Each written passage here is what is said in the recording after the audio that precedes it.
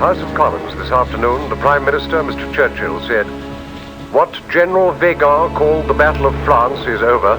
The Battle of Britain is about to begin."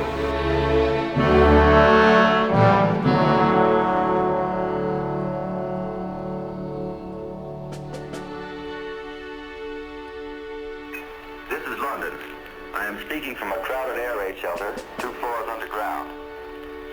This morning, large forces of German bombers are continuing their unprecedented attempt to bomb England. We do not know yet how many more planes the Royal Air Force have added to their record score of yesterday, when the Air Ministry announced that the RAF had destroyed 144 out of a German armada of 1,000 planes, with a loss of only 27 British fighters.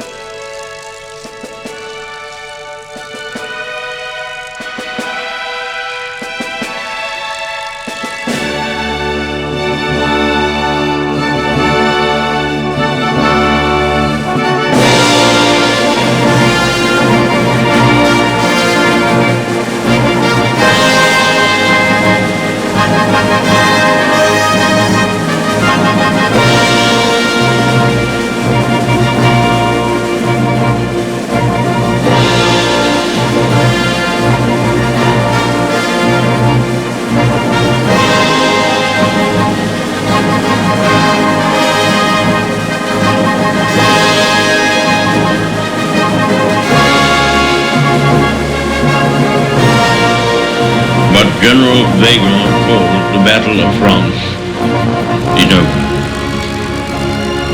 I expect that the Battle of Britain is about to begin.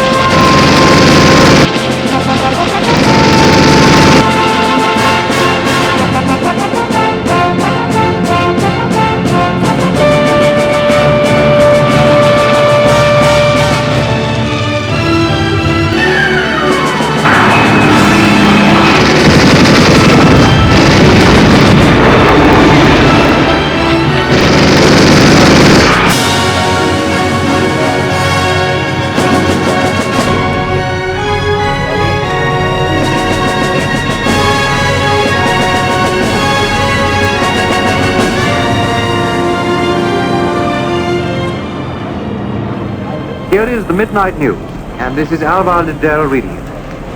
Up to 10 o'clock, 175 German aircraft have been destroyed in today's raids over this country.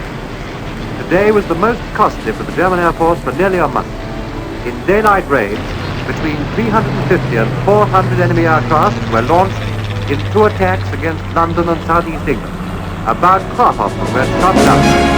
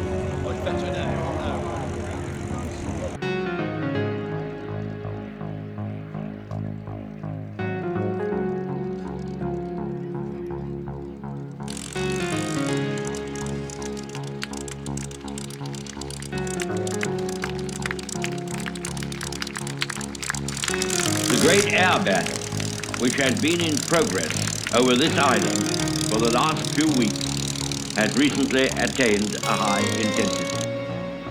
It is too soon to attempt to assign limits either to its scale or to its duration.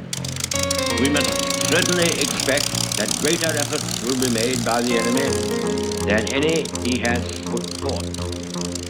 Hostile airfields are still being developed in France and the Low Countries, and the movement of squadrons and material for attacking us is still proceeding. It is quite plain, sir, that Herr Hitler could not admit defeat in his air attack on Great Britain without sustaining most serious injury. On the other hand, the conditions and course of the fighting have so far been favorable to us. I told the House 2 months ago that whereas in France our fighter aircraft were wont to inflict a loss of 2 or 3 to 1 from the Germans, and in the fighting at Dunkirk, which was a kind of no man's land, a loss of about 3 or 4 to 1. We expected that in an attack on this island we should achieve a larger ratio. This had certainly come true. It must also be remembered that all the enemy machines and pilots which are shot down over our island or over the seas which surround it are either destroyed or captured, whereas a considerable proportion of our machines and also of our pilots are saved and soon again, in many cases, come into action. The gratitude of every home in our island, in our empire, and indeed throughout the world, except in the abodes of the guilty, goes out to the British airmen who, undaunted by odds, unwearied in their constant challenge and mortal danger, are turning the tide of the world war by their prowess and by their devotion. Never in the field of human conflict was so much owed by so many to so few.